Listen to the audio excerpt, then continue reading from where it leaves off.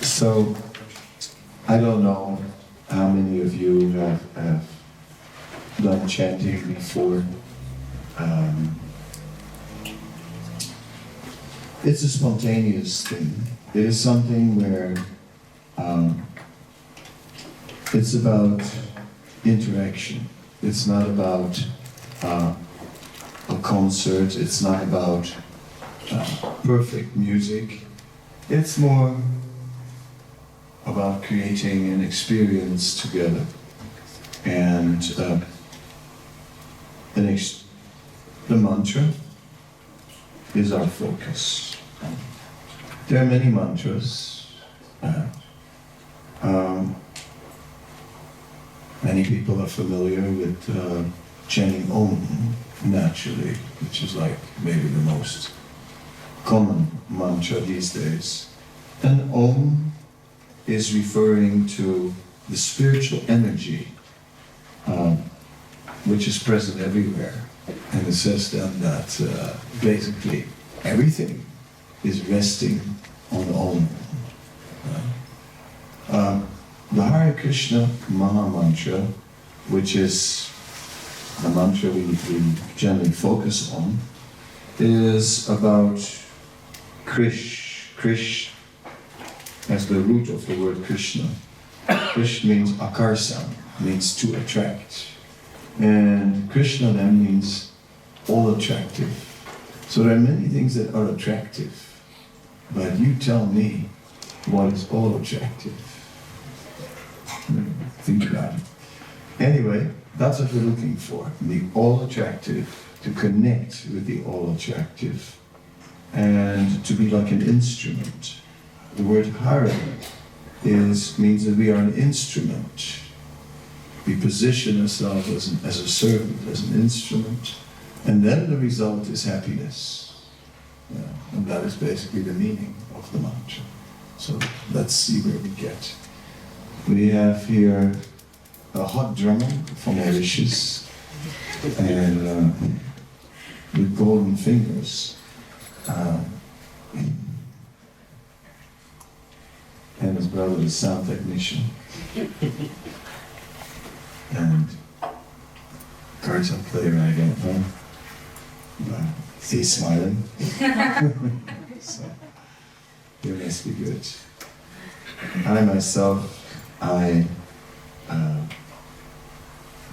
like music, and especially music with meaning.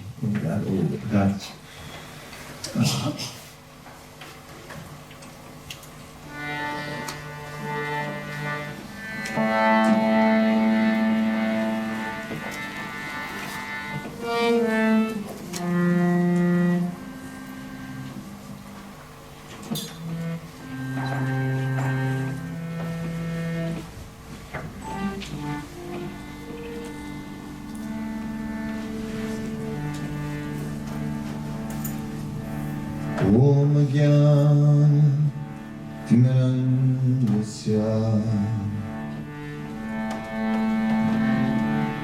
Gyananana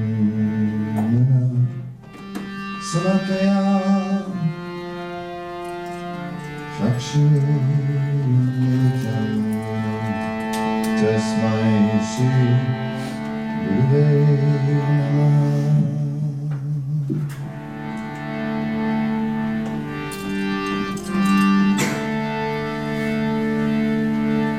Shri Chaitanya Navastam Svapitane Bhutale Swayam Kadamba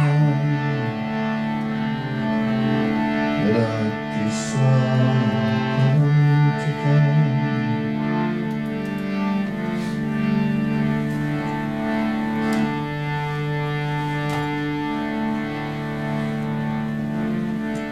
Jaya Shri Krishna Chaitanya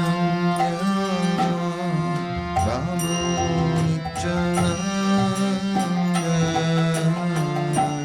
Shri Advaita Kanana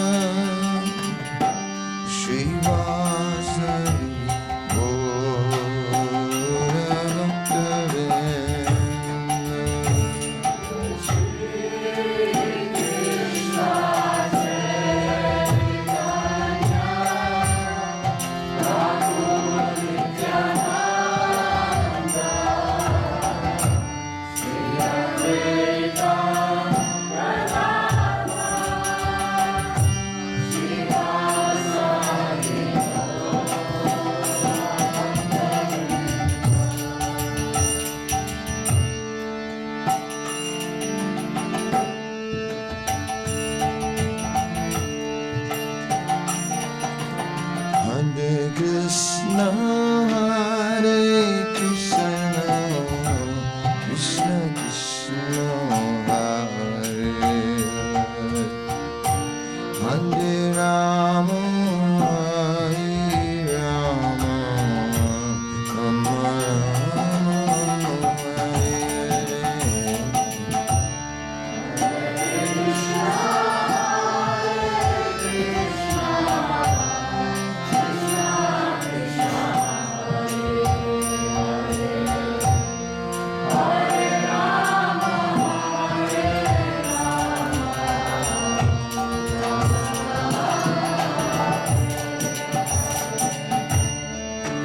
Hare Krishna, Hare Krishna, Krishna Krishna, Hare Hare Rama, Hare Rama, Rama Rama, Hare Hare.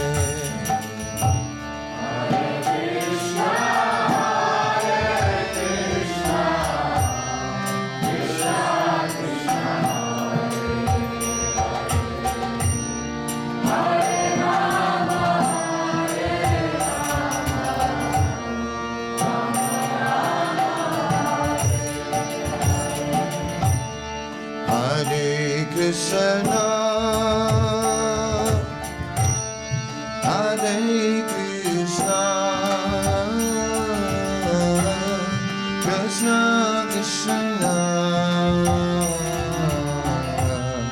Hare Hare, Hare Rama, Hare Rama, Rama Rama, Hare Hare.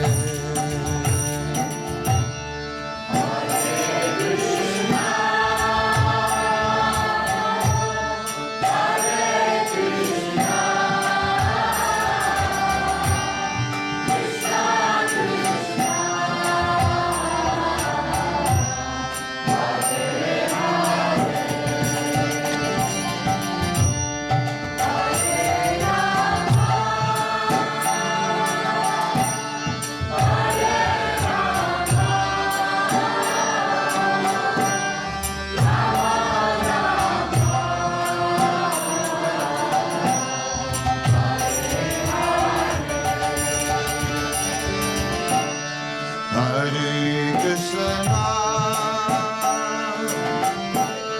Hare Krishna, Krishna Krishna, Hare Hare, Hare Rama, Hare Rama, Rama Rama, Hare Hare.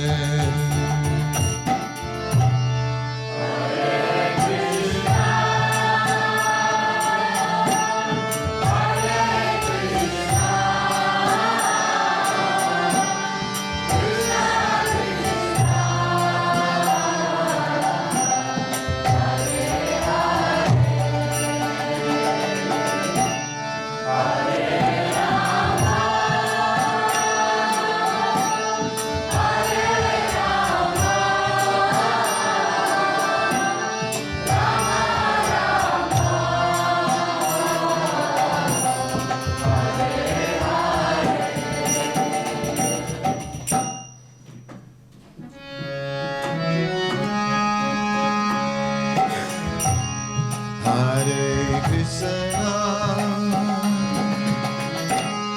Hare Krishna, Krishna Krishna, Hare Hare, Hare Rama, Hare Rama,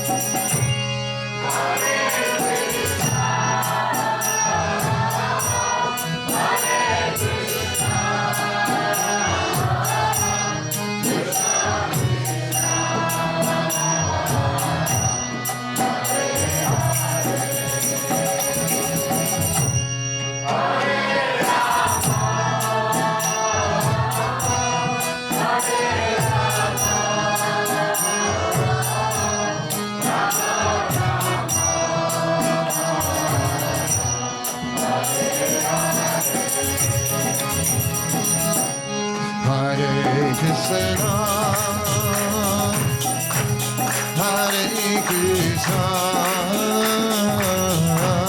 Krishna Krishna, Hare Hare Rama, Hare Rama, Rama Rama, Hare Hare.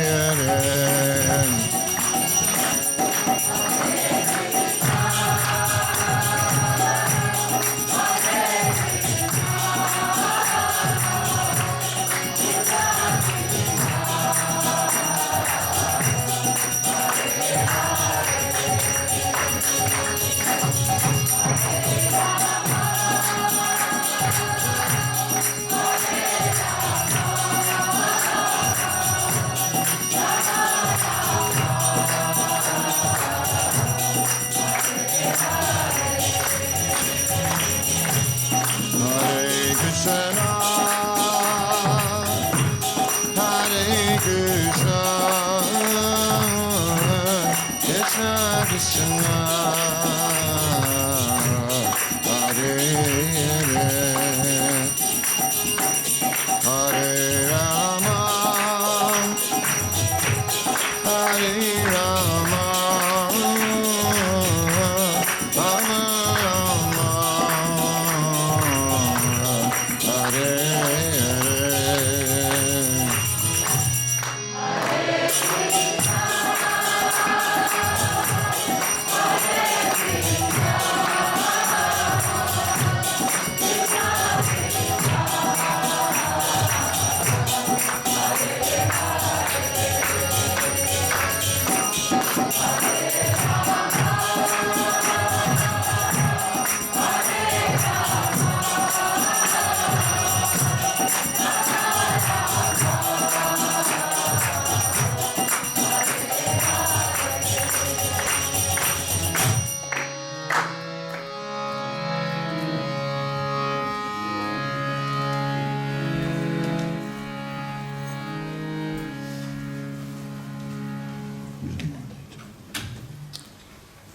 Hare Krishna.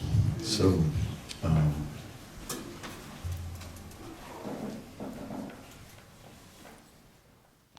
somehow or other,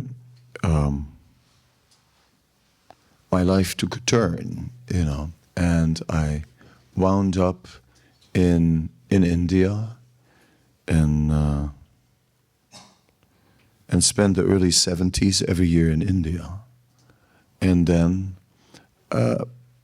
at one point I started to feel at home in India more and more.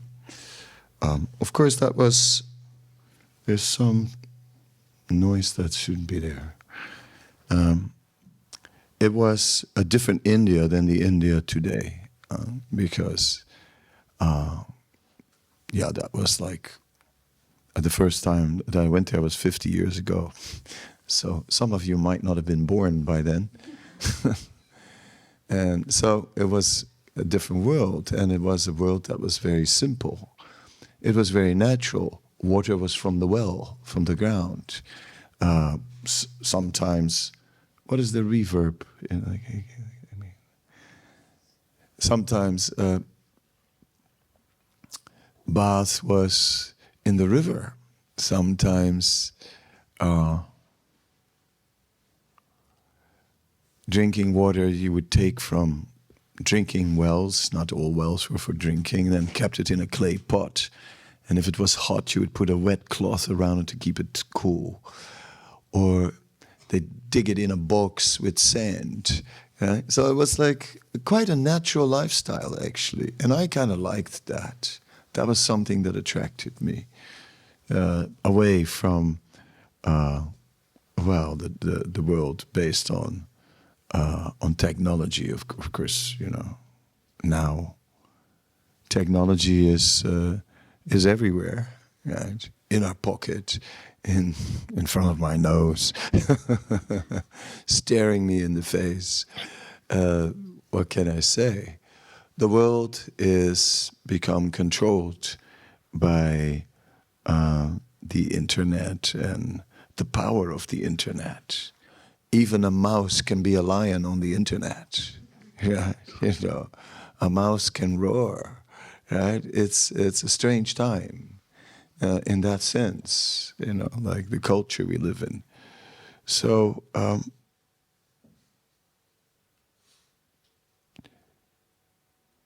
Life in a modern world is, there's a lot imposed upon us externally. Right? A lot, just like, you can communicate with the world, right? You can just like, and life, and this thing is life actually. We're life now. Right, I mean, it's live on Facebook, it's live on YouTube. I mean, it's everywhere. It's scary. It will be still alive when I'm dead. So we're living in a strange world, I could say, in that way.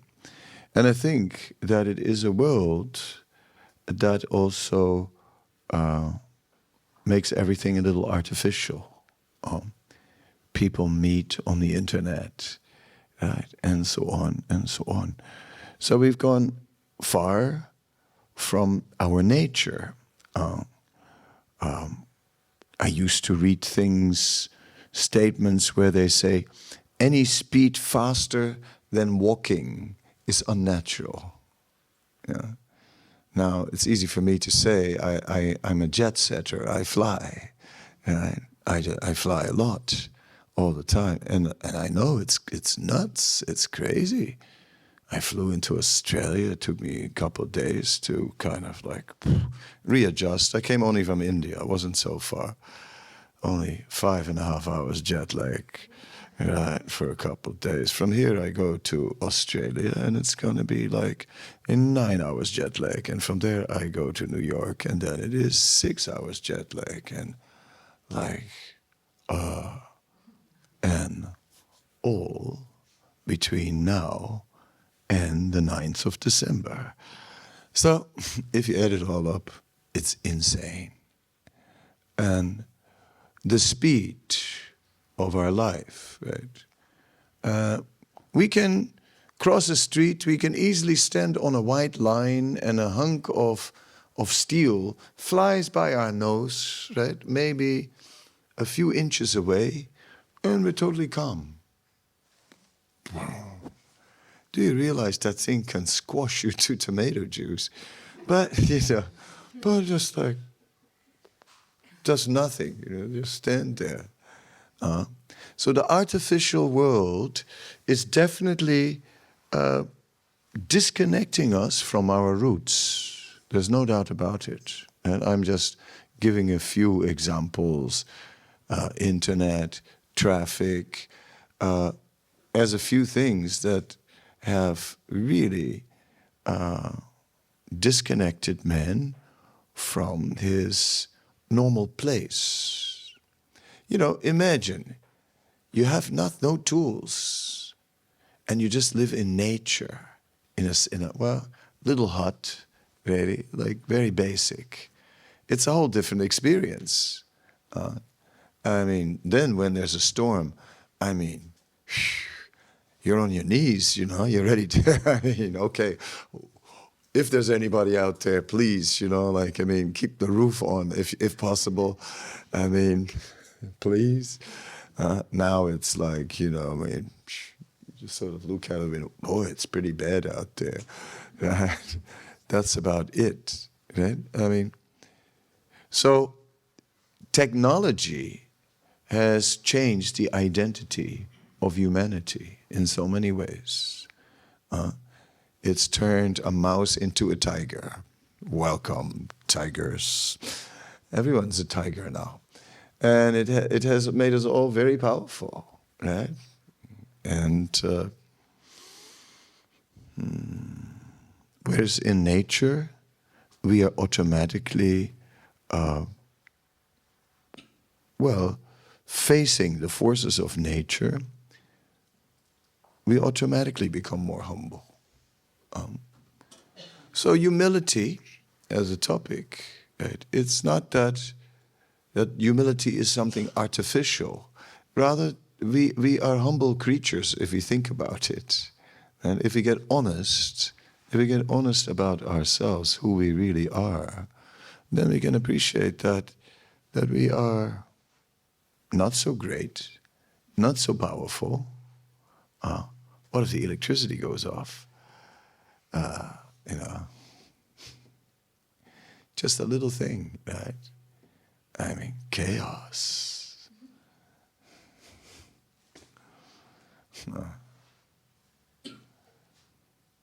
In my days in India, that was normal, It was surprising when it would go on. Here we go, it's on. It's like, look, light. Right? I mean, I was totally geared up for no light. I had candles, I had matches, I had everything. Anything you could possibly need. Some extra water, always a bucket of water just in case the water runs out. So all this normal. Right? That's how I lived. Simple life. So,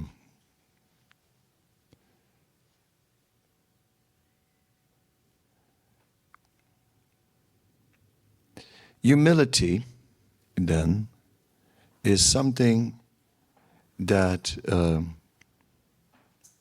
relates to honesty, right? Because many times, if we're honest, then, well, I don't know how many mistakes you made today. I know how many I made. God, I mean, many.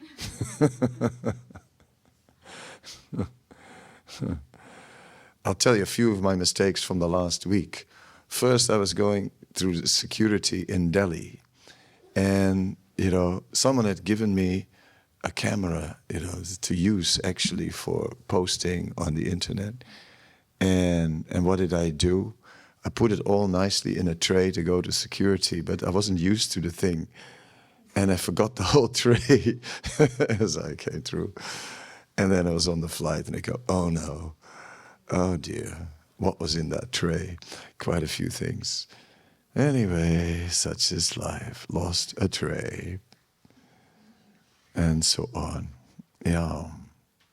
Mistakes. Mistakes are natural. Everyone makes mistakes. Human beings are just prone to mistakes all the time. That's actually what we do. We cover them up. Right? We have spell checkers to fix it up, programs that can fix your grammar. We have ways around it, and we can look really slick, right? Completely slick, dress, cool, sunnies, just as the right cut, to make it look like we're extremely smart. But actually, if we're honest, we're all a bit stupid.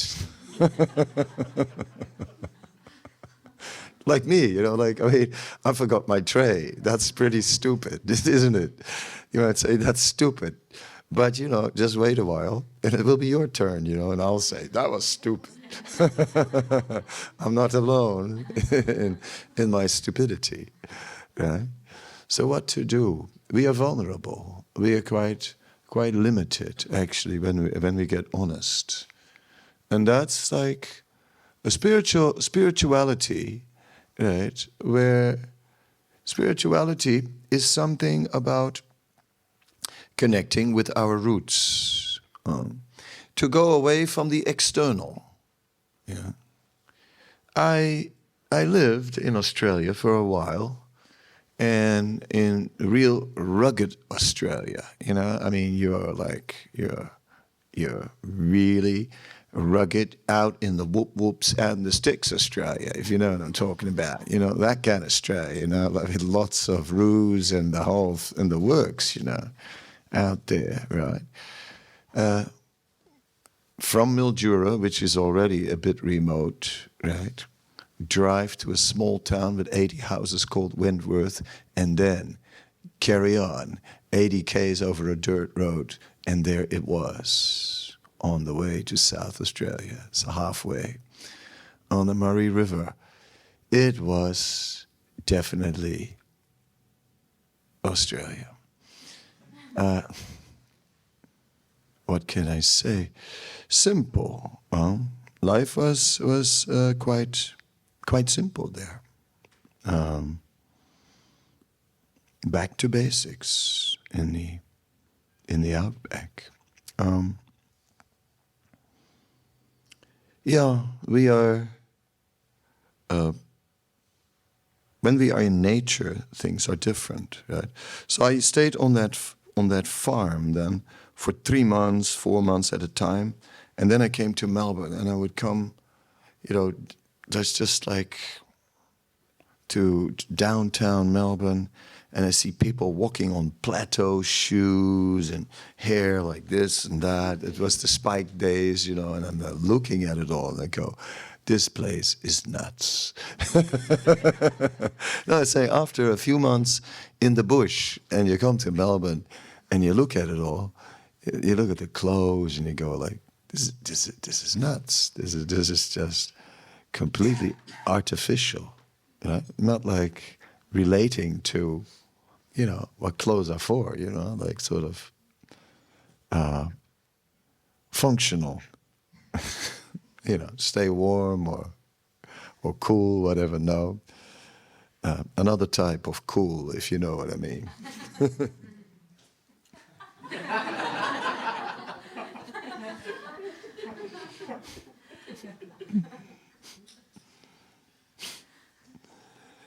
Yeah. Anyhow, I'm like an artist, who with words is sketching something, as you can see. A few lines here, a few lines there. And I'm slowly painting a picture, right? And to create an impression, right? An impression of artificiality. And how one becomes caught up in external living, right? It starts from the day we're born.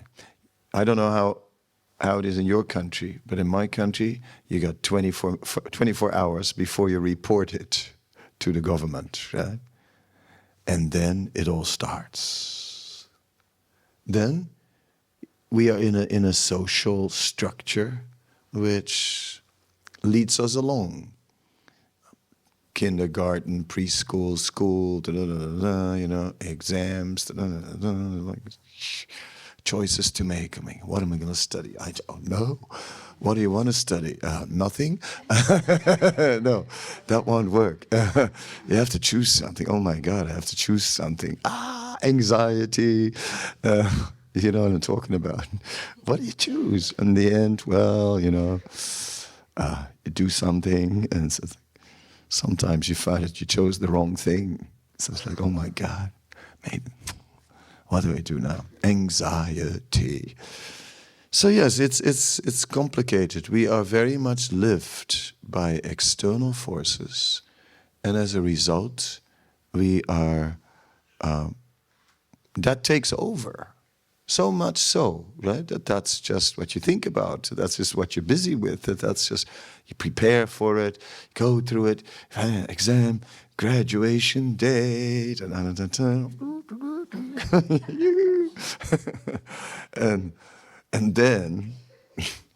then you can start a job.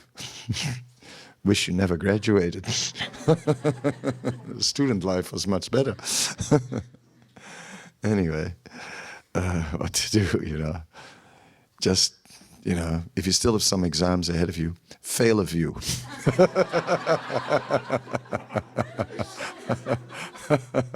Fail a couple, and just like hang out a bit longer in the uni, It won't kill you, because after that, the party's over. Anyway, all right. What can I say? My theme is that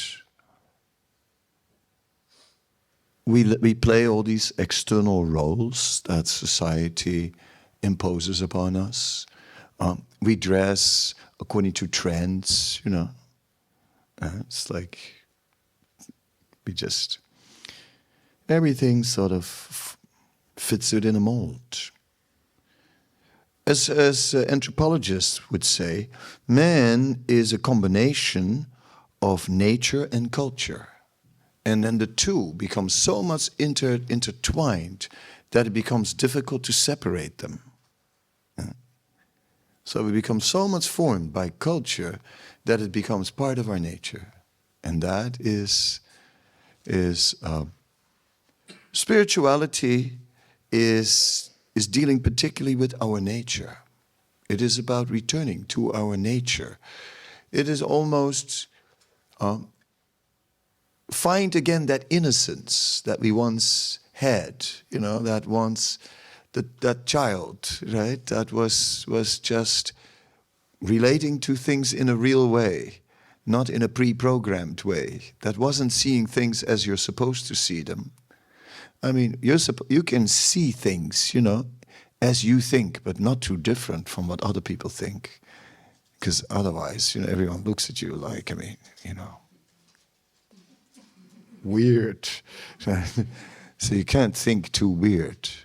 That's trouble.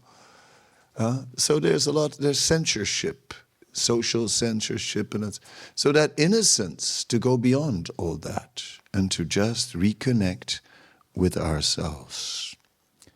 Nature is certainly not just about trees and waves and sand and air and sky. Nature is life, right? It's life within us. It's happening within us. It is a part of us, inside of us, that goes deeper than just a casual observation. The other day, I was giving a talk somewhere, and they had different rooms in a building, and one room was called the solar room, and another room was the lunar room, right? And I gave a talk in the lunar room. Okay, the moon. But it sort of put the spotlight on the moon for a moment, and it is true that the moon has an influence on us. Some people have it bad, at the time, the full moon, you can notice it. Okay, what's the moon like? I thought so. I thought so, right? You can pick it up. And the moon, of course, it influences the tides of the ocean. And so they say that vegetables don't grow properly without the magnetic force of the moon. It actually has an influence on veggies. There you go. So, yeah. So there are so many relationships that we actually have, but that we forgot about it. Right? I mean, I have a relationship with my phone, relationship with my computer, and the relationship is I always forget my passwords. I don't know if you have that also. I hope so. It makes me feel better if you do. But yeah, and then of course you can keep all your passwords in one place. You have to remember only one password, and if you forget that one, then you're in real trouble. Then some people have the same password everywhere for everything. The name of their pet dog backwards. Something really easy to guess. Yeah. Anyway, as soon as we are going back to nature, and if we live in more natural conditions, we also find that we meet ourselves. Yeah. So definitely my first premise is the modern lifestyle estranges us from ourselves. Okay, part one, closed. Enough on that now. Yes. Now, nature, right, okay. You have these kind of philosophers who argue about whether this life on earth here now is all there is, or if there is anything beyond that, anything after. So some philosophers came up with a logic which was, if there's nothing, then there's nothing to worry about. But if there's something, then maybe you have to think about it. Okay, well, I kind of liked that. I thought, yeah, okay. Let me think about it. What if there is something? And of course, yeah, I mean, without it, life is pretty shallow. Right? Pretty shallow. If, say, there's nothing after this life. So, I mean, I'm from biochemical origin then. That's it. You know, it's like somehow or other the DNA's looped. Don't ask me why they looped, but they did it. They looped at one point, and this is the result. A looped DNA. Check it out. Can take pictures now with the caption, looped DNA, okay? Yeah, it happened. Quite amazing. How it happened, nobody knows, but anyhow, that we'll find out in the future, we hope. Okay. Now, so since I've been going around the world as a looped DNA, I became quite famous. I have actually a website called Loopy. And yes, you know, people are talking about it. The looped DNA man. There he is, you know, amazing. It just happened. And suddenly there was life. Out of nothing, out of the blue. Yeah, and there was life. And here he sits now. So I myself, you know, although I've autographed many books about it, it's sort of, yeah, I got interviewed about the topic many times, and they asked me the question, how does it feel? How does it feel? I said, well, you know, I don't know, a bit sterile. I kind of feel a little empty. It feels a bit empty. Emotionally, it's not so satisfying if I'm just a bunch of chemicals. Okay, that's me. Chemicals.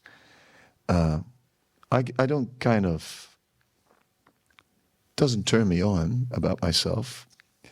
That's definitely, talking about humility, I'm becoming very humble now. I'm a bunch of chemicals.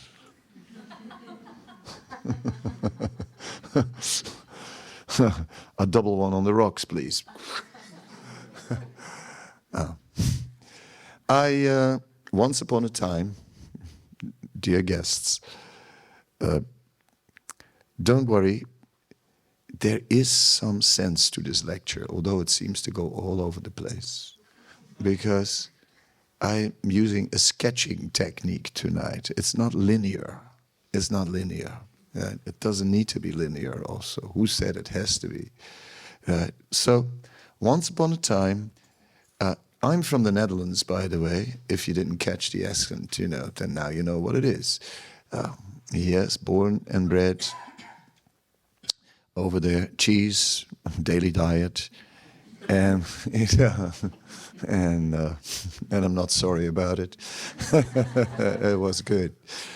Then, you know, the Netherlands means water, and if you can't swim, you're gonna be in trouble. So I learned how to swim when I was a small baby, and also boating. You know, I learned everything about boats, which is useful when you live below sea level, right? So, yes. So once upon a time, we rented this huge boat, a skipper, 30 meters long. It had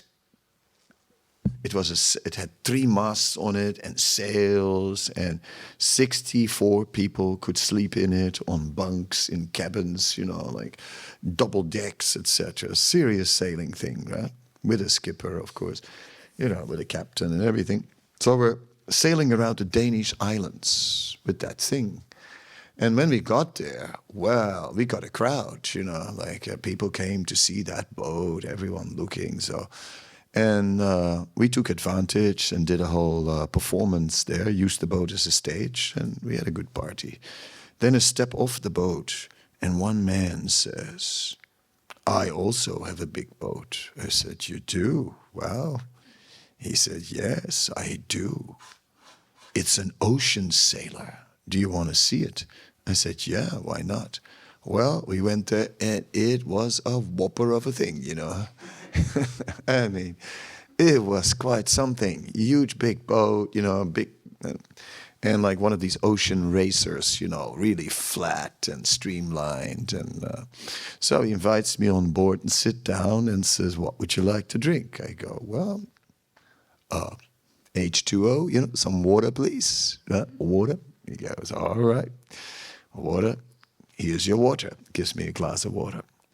And pours himself a drink. We toast, and there we go. And then he goes, you know, I was with this ship going across the ocean. And you can't believe it. Said in the middle of the Atlantic, as the sun was rising out of the water, and the red was reflecting on the waves, and then reflecting in the sky, he said, the beauty was just amazing. He said, it touched me deeply. He takes a sip of the wine, turns around and said, what went wrong in your life that you had to create some religion? I go, ho, ho, ho, ho, ho, wait a minute. Just seconds ago you were on your knees for the sunrise, you know. I mean, just some water, some gases, you know what I mean? Like, you know, some rocks in orbit and whatnot, you know, and all this is reflected in the water, and you're getting all emotional about it. Why? Why all these feelings? Why all these feelings in this world if it's just chemical? I love your chemicals, right? Why love, right? Is love just a particular portion in our brain? It's just a corner in our brain? Is that all it is? Or is there something deeper about it? So part 2 of my talk, to create some structure. So part 1 was the estrangement that we experience in modern society. What I sketched in part 2 is like, where does this urge come from to write poetry, to search for meaning of life, to add all kinds of values? Where does humanity get this from? Where does it come from? Why? When we're all from biochemical origin. That is part 2 of the talk. Now, and all that changes the concept of self quite a bit. Quite a bit. You know, I mean, if science is the most wonderful thing in the world, it is science that has brought us progress. You know, diseases eradicated. Previously, you know, I was in India, I was sketching again. I was in India when the Black Plague was back. The bubonic plague. The one that killed 1/3 of the world population in the Middle Ages. You know, when that plague hit Europe, which is where most of the world population lived at the time. Right? When that plague hit Europe, it was so many people died because of the plague that they had so many clothes left over, and they didn't know what to do with it, with all these clothes. And everyone became rich because of the plague in the Middle Ages, because the survivors, they inherited so much that all the survivors were rich after that. Then we got the Renaissance. Then they invented the printing press, and they turned all the clothes into paper and used that to print the Gutenberg Bible, followed, and soon after, Dante's Divine Comedy, which was like a big book of the Renaissance. Anyway, interesting little tidbits, I thought, when I read about that. Wow, they turned the clothes into paper. Anyway, there I was in India, and the plague was back, the bubonic plague. But, we laugh at the plague. Of course, they closed all the airports. You couldn't get out anymore. Couldn't get in, couldn't get out. Oh my God, I was locked in, and it all started they say it comes from rats, right? Dead rats. And it started in a state of India called Gujarat. Yeah. It started in a state called Gujarat. And yeah, really, no, that's where it started. Honest. I tell you, it started in a place called Gujarat, and the hub of the whole plague was in a place called Surat. I'm not making it up, folks. I'm not making this up for you. No, for real. That's where it was. Surat, Anyway, the Indian army, put a ring of soldiers around Surat, and the city was sealed, locked down, But in India, you can always grease the palm. I don't know if you know about that, but you said yes, yes. Oh, I'm so sorry. I need to visit my grandmother. She's very ill. And yes. But you, officer, you please help me. Yes. And of course, if, I want to help you also. You take this, an officer will say. And now, Gujarat, somehow or other, they're into Krishna. They like that's a state in India where their deity is particularly Krishna, right? And I happened to live at the time in a pilgrimage place, which was the place where Krishna was 5,000 years ago. I lived there. And guess what? All these Gujarat people, they all came to the place where I lived. And they said, the plague is in our town. And there are 12 cases. Meanwhile, the hospitals were full of people, and there were even beds outside, I mean, some of us drove past the hospital. We saw like beds outside the hospital with people in it going like, it must be hundreds, maybe thousands. And the only thing, but you can take antibiotics and you won't get the plague. But all the antibiotics were sold out.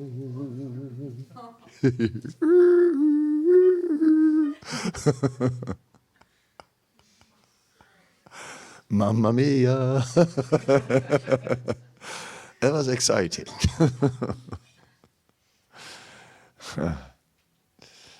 Yeah.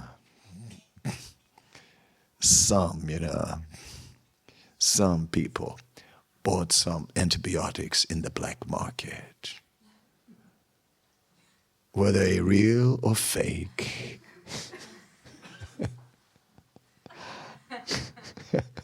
Time will tell. Anyway, mine were okay.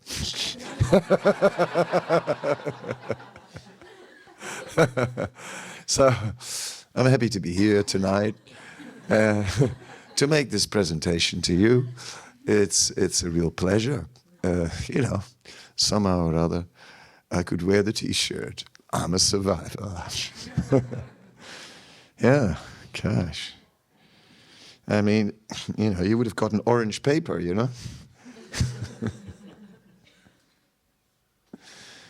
anyhow, so where am I going with this? That's what you get with the sketching technique. Sometimes you lose the point yourself.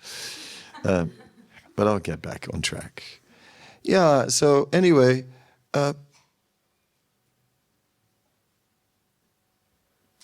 obviously our modern world creates this image that we are in control.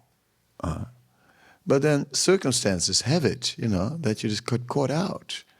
And suddenly you're cut off and unexpected, cut off and in the middle of nowhere. And suddenly there's something back from the Middle Ages. It was supposed to have gone forever, we got rid of it and it's back with a vengeance. And what are you going to do now? And it's like, right? So, and Murphy's Law applies. What can go wrong will go wrong. Right? And so on. So the point is this.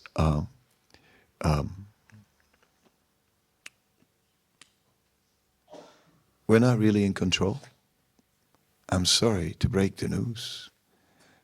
I know some of you are very comfortable on your seat, but there's no guarantee. There's no guarantee at all that it's going to be fine. You think it will be, don't you? It's a nice seat, I hope. I got a cushion and it's comfy.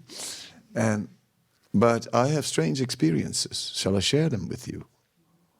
All right, another once upon a time. It was 6 a.m. I was up and about, and suddenly I hear someone. It is as if someone attaches the wall with a sledgehammer, and not one of those cardboard plate walls, no, a real brick wall, and someone attacking the brick wall with a sledgehammer. So I'm sort of looking at the wall. Next moment, the wall cracks. Next moment, the floor cracks. And a crack about this wide in the floor, right? I didn't know that I could fly. But I can, actually, I can. Not only could I fly, I also managed within 15 seconds to grab my stuff and just fly with my stuff out of the room. It was amazing. I didn't know I could do it that fast, but I did it extremely fast. I was out of that room. I didn't know what was happening, but the unlikely thing happened. The thing that you think would never happen, it happened. It just happened. True story. I couldn't make it up. But that's called life. I used to think that the movies were crazier than real life. Now I know the truth. Life is crazier than the craziest movie. Right? It's more unpredictable. A movie, it sort of, it carries a message, and it's sort of, where it's going after a while, Some people switch to another one, say, oh yeah, this is all too obvious. But real life, you never know. You never know. So, point 3, we're not in control. And when we think we're in control, we're actually in illusion. Now, that's easy to say, but hard to believe in the Western world, because we live a lifestyle where we really think we've got it all well under control. I mean, okay, of course, I'm not supposed to say it, but let me say it. The fires. Okay, yeah, but they got it under control. I mean, it's like, okay, some houses will go, but that's all like, people that live a bit, out there in the bush, right? Get a bit of smoke in Melbourne, but nothing more than that, right? I was in Canberra, and a fireball landed in the city, and it was 2 blocks away from us, in a whole street burned down, whole street, bang. I went to check it out the next morning, okay, because it was 2 blocks away from us. So I had a look, I was like, wow. Okay. Close. Oh my God. Are we not in control? But that's like, oh. So now this talk is taking a turn for the worst. When things are out of control. And we always thought they were under control, and now they're out of control. There's a magazine called The New Yorker, and they have really good cartoons. I don't know if you ever looked at The New Yorker, but I'll tell you a few things about The New Yorker. But this particular cartoon is about a group of people sitting around a table. And they're like, you heard of a think tank? Think tank, right? This is not a think tank. This group is a worry tank. And they're sitting around the table. It's a worry tank. And they're sitting around the table, and one goes to the other.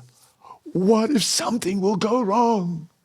Then there's someone else who said, What if nothing will go wrong? The worry tank. Oh my God. You'll say, like, oh guys, like, worry tank. Yeah, it's if you start to think of what can go wrong, that can be pretty scary, right? Pretty scary. If anything can happen any moment, oh my God, that's anxiety, capital A. Yeah. When I was a kid, I had this TV series called Twilight Zone. I don't know if some of you saw Twilight Zone. I mean, oh God, I was this kid. And there was this one episode, and the extraterrestrials came to Earth, and they were humanoid creatures. But instead of regular heads, their heads were very like skyscraper heads, They were like 6 stories extra there. And it was all brain. So they had a lot more brain than we had, right? But they were very friendly. They were very friendly and very favorable. And then, they had... so they made friends with humanity on Earth, and they were taking humanity. They invited humanity to come, some of them, to come and visit their planets. And they had these big UFOs and everyone, and people got on board, and they were going, right? And then, and they were in their cabin, and everything was supplied. There was like a little thing open, and food was supplied, and it was very comfy and very nice. But then somewhere in one cabin there was a book. And it happened to be in the room of a man who was working in some decoding section for the government. Right? His job was decoding. So he was looking at that book, and he got into it. And eventually, he cracked it, and he figured out what the book was about. And it was a cookbook for cooking human beings. Anyway, so this thing, this movie, I don't know how old I was, but I was small when I saw it. It freaked me out. I couldn't sleep for a week, I was like totally like, oh my God. I was totally freaked out. And I tell you why I was totally freaked out. I was totally freaked out because nobody could tell me that it couldn't happen. And that freaked me out. My father is so self-assured, any problem, throw some money at it, no one's going to, who can do anything to me, kind of, that father. He couldn't tell me anything. I told him, how How do you know it cannot happen? He says, well, it can, but don't worry about it. No, but what, it can. You just said it can happen. And I was like, I was totally freaked out about it. And it stayed with me. It's funny, It's like, I still can still see that picture from Twilight Zone. There were a few other exciting things in Twilight Zone. Anyway, so, yes.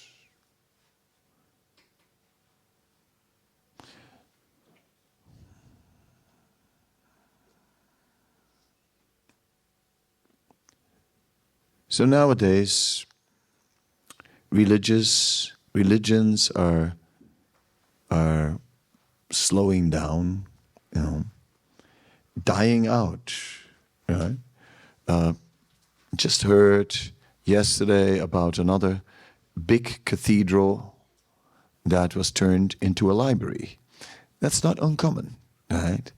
A library, a restaurant, hotel, whatever they make of it, right? Because it's hard to fill these huge buildings these days because there's not enough old ladies and they're the only ones who are going. What to do? Yeah. So what to do? It's an issue, yeah. So religion's out, but no worries. It's spirituality is in. Right? It's all about spirituality. Are you spiritual? Are you into spirituality? Oprah is. I hope you are. Everybody is. You know what I mean? It's really what's going. Obama is all for it. Come on. It's the way to go. Right? It's the way to go. To be spiritual. That's interesting because religion is something that is limiting, right? It's like, you cannot go right, you cannot go left, you cannot go backward, you cannot go forward. Yeah, but I've got to go somewhere. No, but you cannot go. But I need to go. No, you cannot go. If you go, you're in trouble. It is not allowed. So religion is full of so many rules, and many people feel suffocated. And have felt suffocated. And it doesn't matter, east or west, right? Wherever there was a strong religious culture, we find that in the modern world, people are turning away from it and feel, because they felt suffocated. Spirituality is about reconnecting with your true self, to discover, your inner child or something like that, all these things, right? We've seen lots of books like that, right? About the inner child and the true self, yes. So it is in one sense the opposite, because spirituality is rather making ourselves free from the artificial. Making ourselves free from everything. When we're talking about man is a combination of nature and culture, then we say now let us go through all these layers to the true self, the original true self. Like I hinted it before, the child, our childlike being before we were kind of socially conformed. Yeah. So that is what's going these days. That's the trend. Right? I told you I'm going to New York. I am there regularly these days, and that's what everyone's into, spirituality. Okay. Me too. So yeah, but you're wearing an orange dress. Well, I'm Dutch. How about that? It happens to be our national color, and we're proud of it. There you go. Okay. That could be one answer. No, but the other thing is, I got to wear something. Right? I can't get around it. You know, I can wear shorts, you know. But that's also a statement, right? That's also kind of a uniform, you know.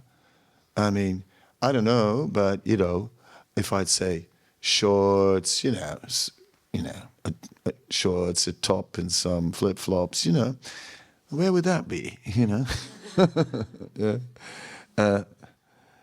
Like that, you know, it's all defining, whatever you wear. So what am I supposed to wear? Even if I wear nothing, which is not my style, but even if I would, that would also be a statement. So I'm also into spirituality. You know,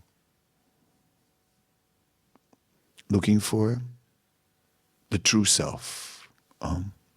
That's exactly how I started my journey to India. When I wrote a song for my father when I was 17 years old, and I used the guitar that he bought for me, and I sung him a song. Going away is a part of my life, the life I've got to live. I've got to be the one I am. I got something to give. And he said, I won't give you a cent. That was the last word. But anyway, Mom slipped me something. So it wasn't that much, but it was enough to sort of keep me going for a while. And off I went. My journey started on the magic bus. And what was the magic of that bus? That such an old bus could still go all the way to the east. And we drove into the horizon.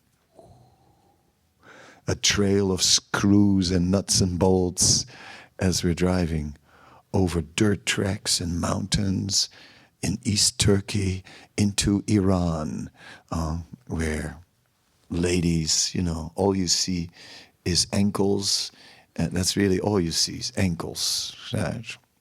I spoke to a Muslim man about this, and he said, we can tell everything from the ankles.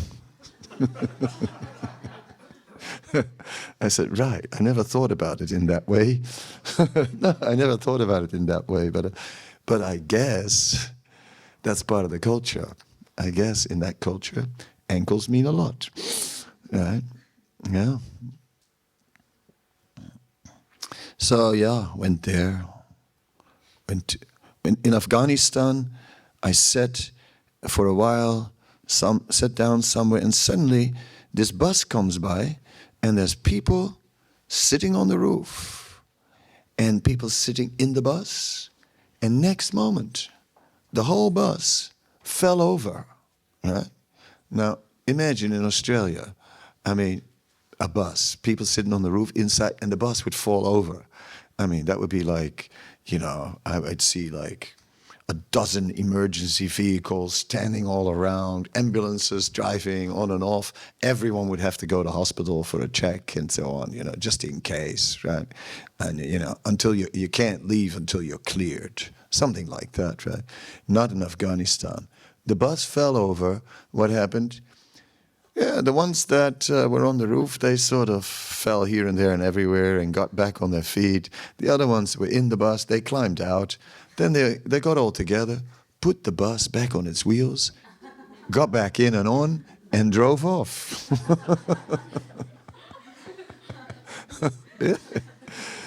Yeah, well, they're tough guys. Yeah, that became the Taliban later on, no wonder. These are tough dudes, I tell you. I've seen it myself, yeah. Quite convinced about it. Okay. Phew. Drove to Pakistan, you know, but it was intense. Everyone wanted money from me, and it was like trying to rip me off and this, that, and at the border they said my papers were wrong and they wanted money. And I had to argue, which I'm good at, so in the end, they let me go. And I came to India after a long journey, and I had to walk overland because there was a war or threatening. And I came into it on foot, and they asked me at the border, what are you doing? why have you come to India? And I said, I'm looking for deeper meaning in life. Right? That was part 2 of the song that I sang to my father, you know. I wanted something more than just, you know, become his successor. Right? When I was a kid, my mother used to say, quiet, your father's coming home and he has a headache. Then he would come home and then he would have a headache. So I was convinced she had mystic power. You know, because how could she know he had a headache? Of course, he always had a headache, right? And then they wanted me to take over his business. I said, yeah, sure. Then I'll also have a headache. No, thanks. no, thanks. So I didn't go for it. I ran away. And I did something different. But spirituality. So, you know, yeah, I came to India, searched around, and rugged individual as I was, playing guitar, singing my songs and looking for the truth.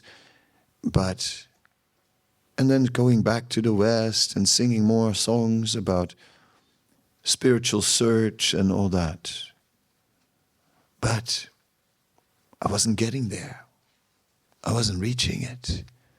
I mean, I tried, but I didn't get there. I didn't make it. So at one point came the point that, yeah, if there is something more out there, then maybe there is someone who knows more about it than I do. Maybe I don't know everything. And maybe I used to think I can figure it out all by myself. But I was sort of getting stuck. Think, you know, where do I go from here? Okay, like writing songs, playing guitar, this, that, you know. Somebody said, wow, you know, that's dynamite, you know. It was dynamite. Explosive. What can I do? I am a little explosive, but in a good sense. Yeah. But in the beginning, I was going forward. I was freeing myself, and I felt, yes, I'm going forward to something deeper in life. And then I got stuck. Then it just didn't progress anymore. I said, now what? Now what do I do? Right? That's where my spiritual search, where I said, well, where I started to look at what's out there in the spiritual marketplace, right? You know, well, you know, guess what, you know? They have, you know, there was this psychologist who wrote a book called The Road Less Traveled. Have you heard of that book? Anyway, whatever. It's a book about, you know, about self-searching through psychology. And a cartoon was made about it, The Road Less Traveled, you know, and it's called The Road Less Traveled. And there's total traffic jam on that road, right? Because everyone is doing it. Everyone is soul-searching, right? The whole world has been soul-searching for a long time. It's nothing unique, you know. Who's not soul-searching? I mean, there are only a few people, right? The majority, everyone is soul-searching. Yeah. Spirituality is there, is in us, is natural. So, the root is, yeah, if it's just a bunch of chemicals, it's a bit dry. If there is, imagine that fairy tales would be true. Imagine. Imagine. That would be nice. I used to like fairy tales. They were good fairy tales. I had some far out fairy tale storybooks. There was one about Russian princes who were protecting a kingdom, and they would whisper to their arrows, and the arrows would never miss a target. Wow. So I also started whispering to my arrows, yeah, I did as a kid. But they still missed the target. Anyway, practice makes perfect, Don't give up. Yeah. Failure is the pillar of success, The failure of today is the success of tomorrow. So I kept on practicing. Anyway, ladies and gentlemen, I decided to have a look at the Vedic literatures, right? Because I said, well, India is a whole universe. It's not like a country. India is a continent. It's 1 billion people there. It's a little different than 20 million in Australia, 20 million in Holland, And that's one thing we have in common. We have a population of 20 million. The only thing is we've got a piece of land of 130 by 250 k's, and you've got something slightly bigger. So it's a bit cramped over where I'm from.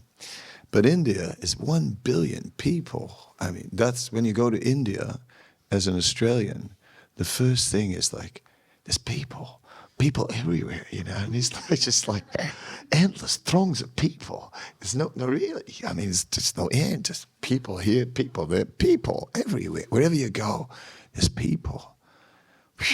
Yeah, want to go back to Australia, where every once in a while you can be, if you're out, a little bit out of the cities, you see a gala here and there, but that's about it, right? A kookaburra.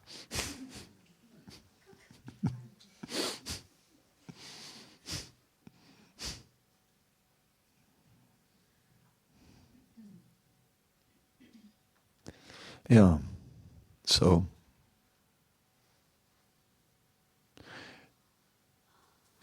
I opened up to learning from other sources. And with that, I went into the whole Vedic culture, and eventually I found a lot there.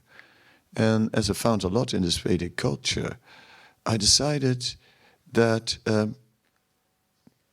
that would be maybe a better lifestyle than the lifestyle that I grew up with in the Netherlands. I mean, you heard about Amsterdam, I guess.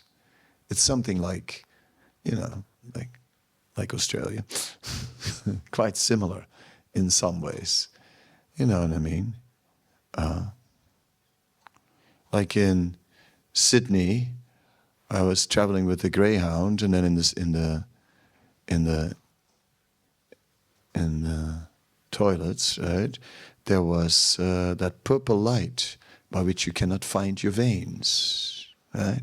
They have that in Amsterdam also. Same light. Amazing, yeah, in these kind of bathrooms. What can you say, So all that, I came from that, from that world at least, around me. And it's just, it's definitely not going that direction. But why do so many people go that direction then? That we have to have these lights, right? It's sort of, when there's lights like that, you start to think it's taking epidemic features. Obviously, they wouldn't put lights if it's just an odd person. It must be like pretty common. Isn't it? If you think about it. Anyway, so why is this going on in this Western culture?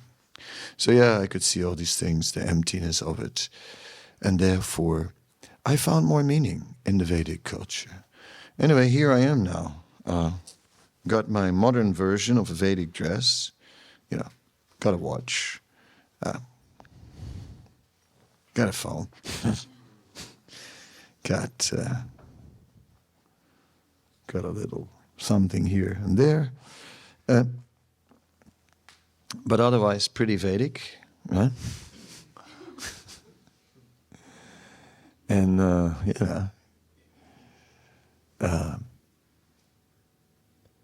yeah, I liked it more because there is a message of spirituality. And so here I'm walking around. I walked around in this orange uniform. And then you go, you did it again. You just traded, one limiting culture for another limiting culture. And the Indians would tell me, we've been trying to free ourselves from all this for generations.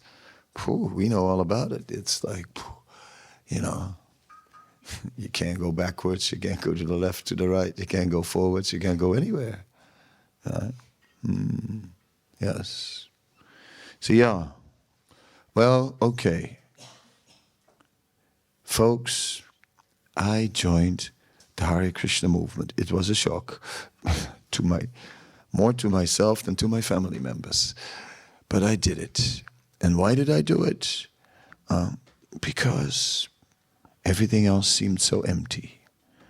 They said, okay, I'll try this to find more meaning in life, deeper meaning in life. My father was all about the house.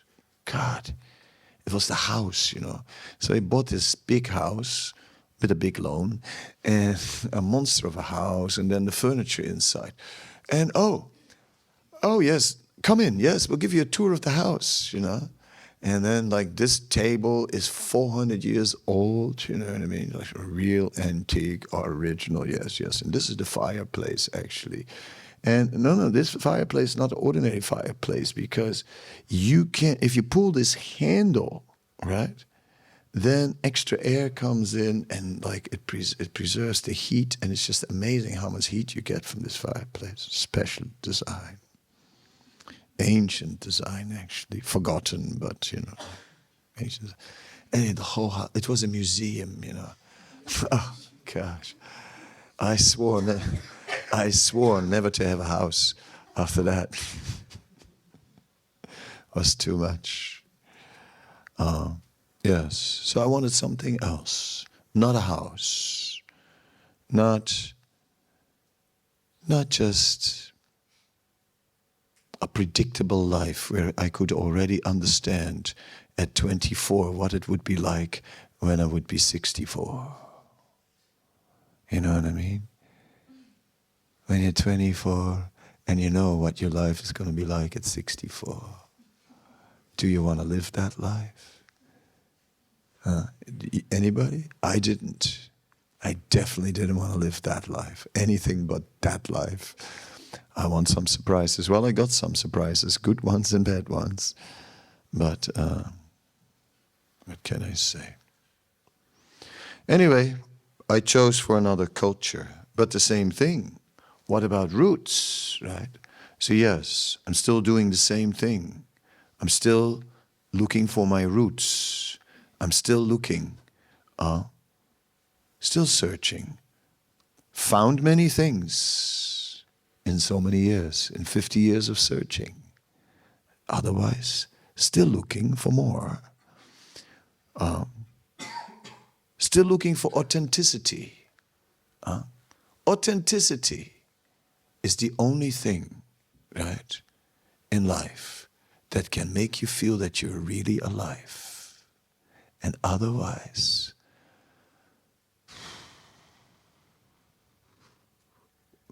it's either suffocating or you just look out of the window and go like,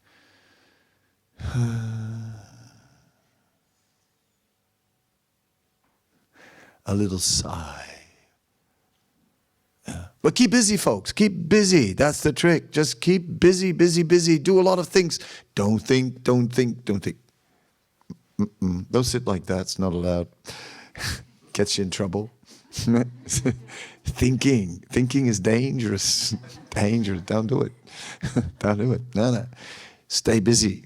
do things, do something and you're fine, right? Just keep busy and don't think. Oh, sorry. That just slipped out. Sorry about that. Yep. So in this way, tonight, it's no longer a sketch, I would say. It turned into a whole mural. It's a spontaneous presentation. This was not rehearsed. I didn't even know what the topic was, actually, to tell you the truth, when I sat down. But all I can say is that authenticity and humility go hand in hand. And ego is just playing a false game and being an actor on stage. And it doesn't matter where we are, but when we're driven by ego, we're an actor or actress on stage. And humility means authenticity. And then sooner or later you gotta admit it. We make lots of mistakes all the time. What to do? I'm a klutz. Sorry. Hope. What to do? Okay, well, after all that, I know that was a lot, but I hope you found it at least entertaining. I hope you found that there were points of interest there, some food for thought.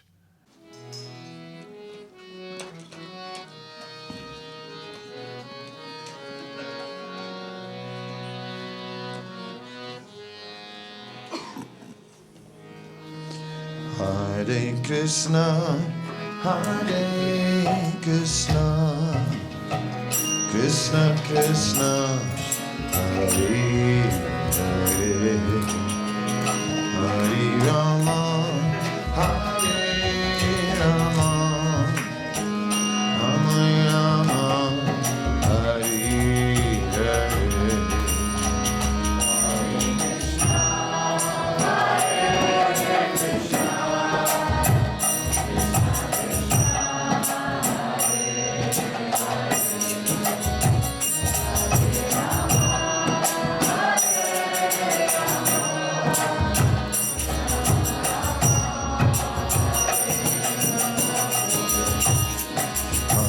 Krishna, Hare Krishna, Krishna Krishna, Hare Hare, Hare Rama, Hare Rama, Rama Rama, Hare Hare.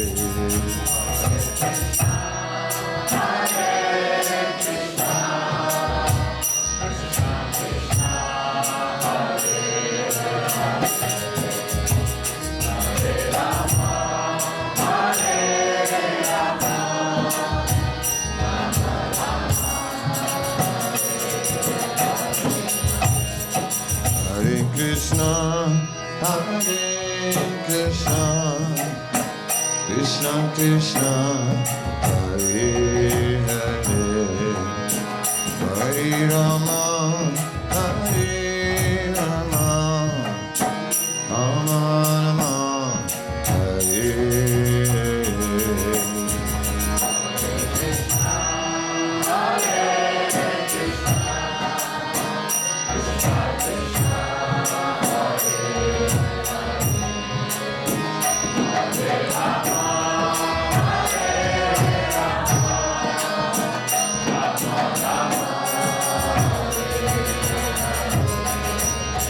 Hare Krishna, Hare Krishna, Krishna Krishna, Hare Hare, Hare Rama, Hare Rama, Rama Rama, Hare Hare.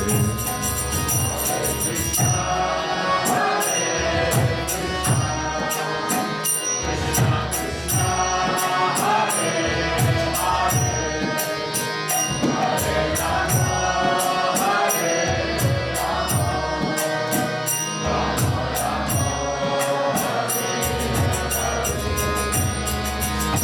Krishna, Hare Krishna, Krishna Krishna, Hare Hare, Hare Rama, Hare Rama, Rama Rama, Hare Hare.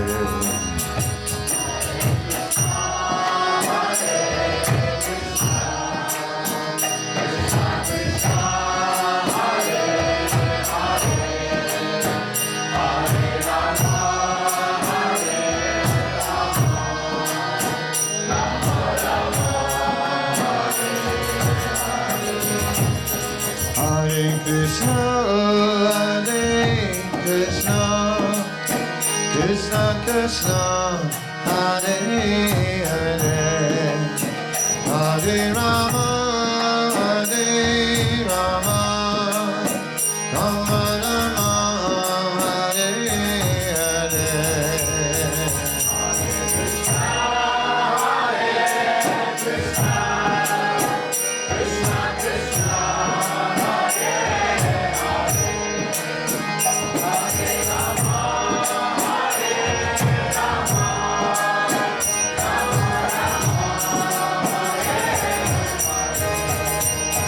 Hare Krishna, Krishna Krishna, Hare Hare, Hare Rama, Hare Rama, Rama Rama, Hare Hare.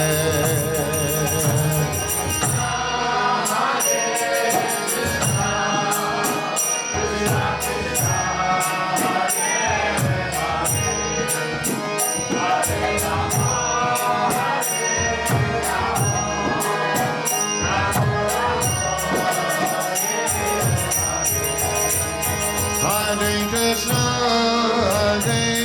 Krishna, Krishna Krishna, Hare Hare, Hare Rama, Hare Rama, Rama Rama, Hare Hare.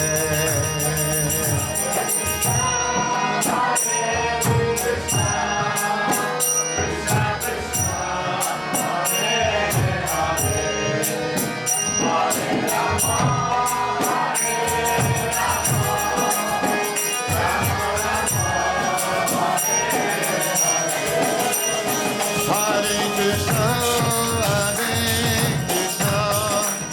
Krishna Krishna, Hare Hare, Hare Rama, Hare Rama, Rama Rama, Hare Hare.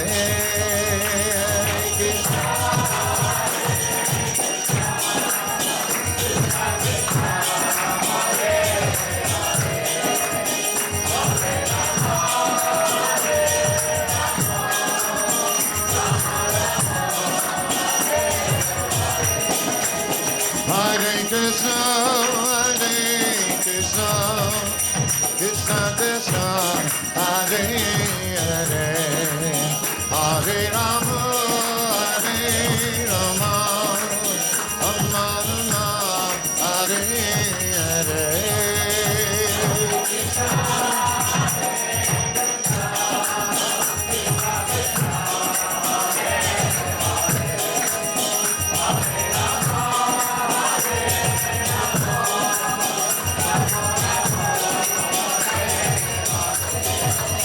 Hare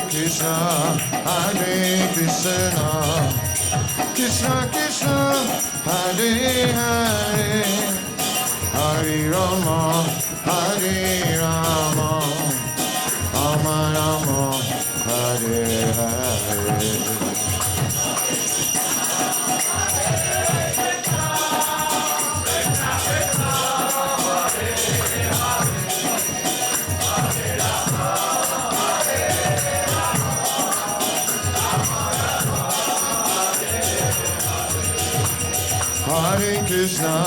Hare Krishna, Krishna Krishna, Hare Hare, Hare Rama, Hare Rama, Rama Rama, Hare Hare.